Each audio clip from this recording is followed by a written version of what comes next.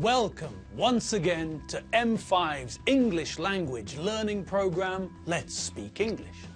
I'm Gav Duncan and I'm here on your TV to help you learn English.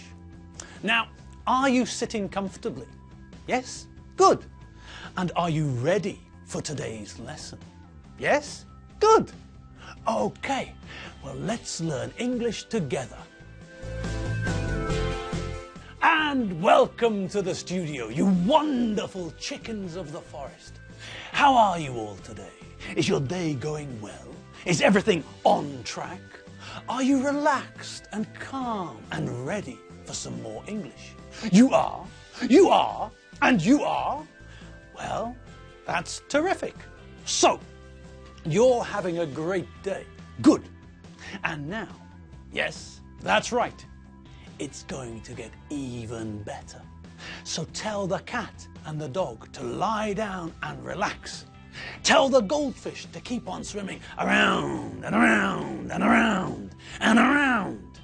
Take a sip of your coffee and let the fun begin.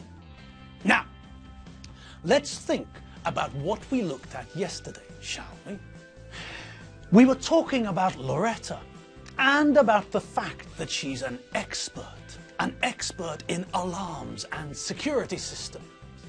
Now, let's think about the word expert. Do you remember what it means? An expert is someone who knows everything about a single subject. If your computer is broken, then you ask an expert what's wrong. You don't know everything about computers, so you don't know what's wrong. The computer expert knows everything about computers and has lots of experience. So the computer expert knows what to do and how to fix your computer. If I have a problem with the electricity in my flat, I phone an electrician to come and fix the problem. Why? Well, because he's an expert and I'm not. I don't understand electricity. Like Richie, he doesn't understand electricity. Get out of the way, I'll do it. Here, hold these.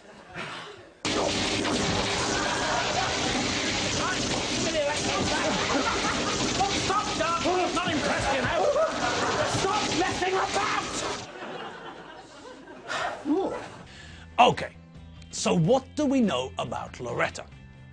We know that she's an expert. She's not an expert in electricity. She's not a computer expert. She's an expert in martial arts, things like kung fu and karate. And she's also an expert in alarms and security systems. Okay, now when we first met Loretta, she was trying to get a job at the hotel. She applied for the job of security manager at the hotel. She gave Mr. Williams her CV when she applied for the job. Mr. Williams is the manager of the hotel. Loretta had an interview with Mr. Williams and she got the job. Do you all remember?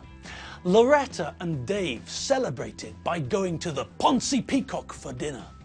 Okay, now after that, Loretta had another meeting with Mr. Williams. This meeting was to talk about the contract. Do you remember what a contract is? A contract is a legal agreement between two people. Well, two people, or perhaps between a company and a person, something like that. A contract is another word for an agreement. Two people decide that they will do something and they sign a piece of paper saying what they will do. When you start a job, for example, you sign a contract. The contract states what you have to do, what you don't have to do, what you must do, and what you mustn't do. The contract is an agreement which tells people about their obligations. The company will pay you this much money and you are obliged to do this, this and that. Okay. Now, Do you remember the language we used when we were talking about obligation? That's right. We talked about strong obligation and we used two different forms. The two forms we met were must and have to. You do remember them, don't you? Must and have to are the same strength. They have the same power, but they're a little bit different, aren't they? For a start, we have to be careful with must because must can be seen as aggressive. If we use must with other people, they think that it's a challenge to them and they react with aggression. So the easiest way to avoid trouble is to use must with ourselves. No one cares if we're being aggressive with ourselves, do they? No, of course not. It's a free country.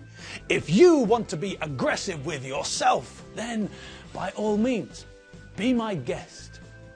Now, sometimes we want to be aggressive with other people. Sometimes people with certain jobs need to be aggressive with other people. Those people use must all the time because they want to send a message. They want the other person to understand. I am in charge. I am your boss. When I say jump, you jump. Okay. But I think we should remember the golden rule. Use must with ourselves and use have to with other people. Okay, what do we remember about have to? Well, it's the same strength as must, but it's neutral.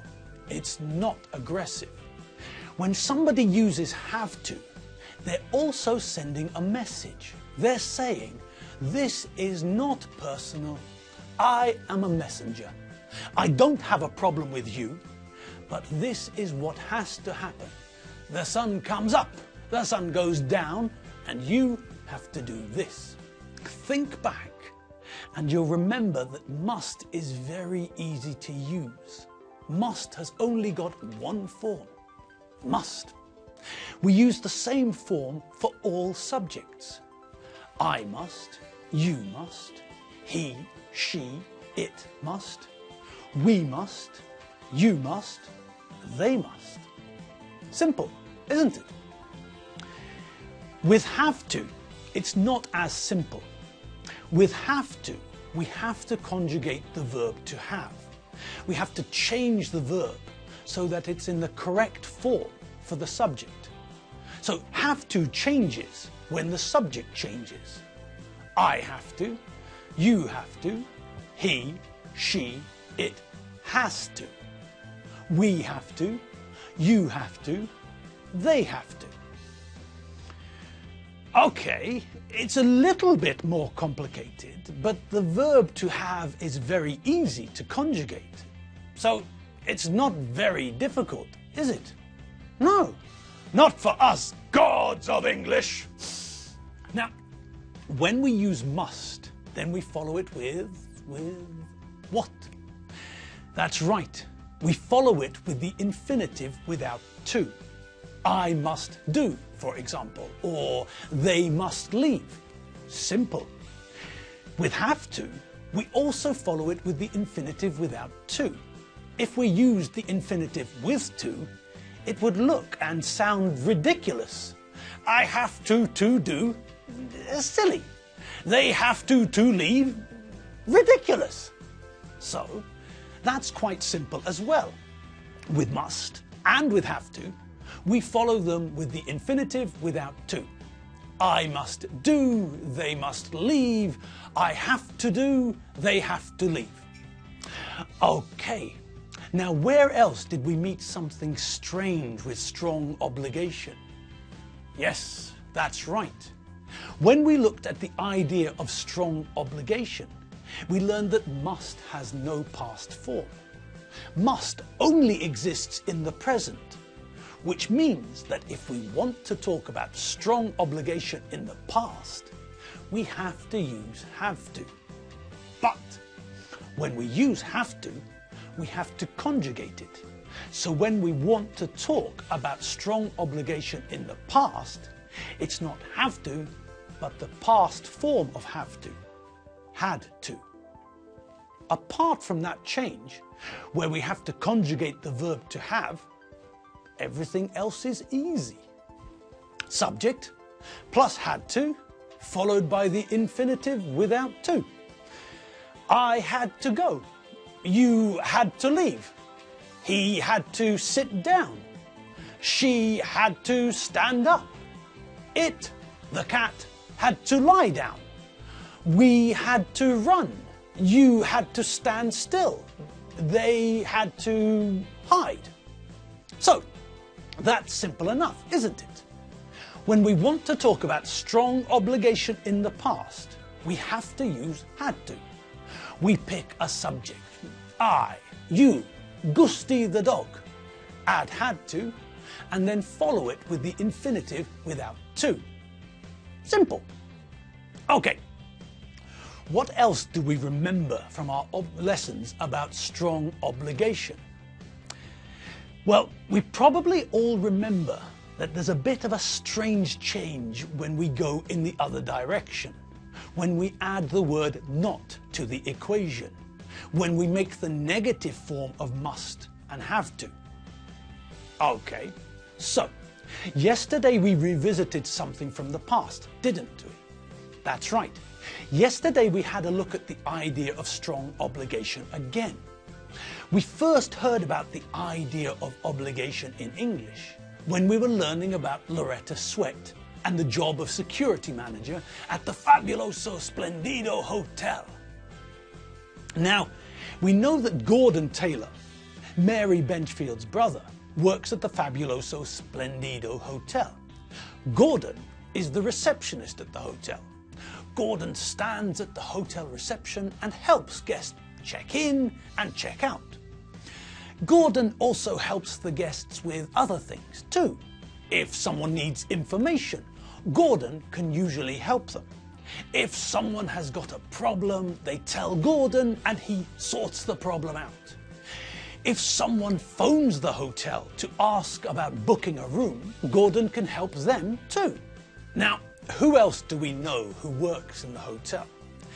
Well, we've seen the hotel manager, Mr. Williams, and we know that Mr. Williams has got a secretary. Mr. Williams' secretary is called Sharon. When Loretta spoke to Sharon about organizing a meeting with Mr. Williams, we heard about some other people who also work in the hotel. We heard the name of the hotel owner, Mr. Rolling Hard. And we also know that the head of catering, the man in charge of the food and drink, is Mr. Watson. The head chef, the man who organizes the menu and the kitchen, the man who cooks the best food in town, is Marcel Proink. We know the names of these people, but we haven't met them yet. And we're not going to meet them today either, because, yes, it's that time again. It's time to welcome Enid. Enid, are you there? Come on down. Hello, people. Hello, hello. It's me again, Enid. Now, today I'm in a terrible rush, so I can't stay for long. I've got to go to the doctor's surgery. After I was so poorly with DOMS, the doctor decided I needed an ECG. Oh, another acronym.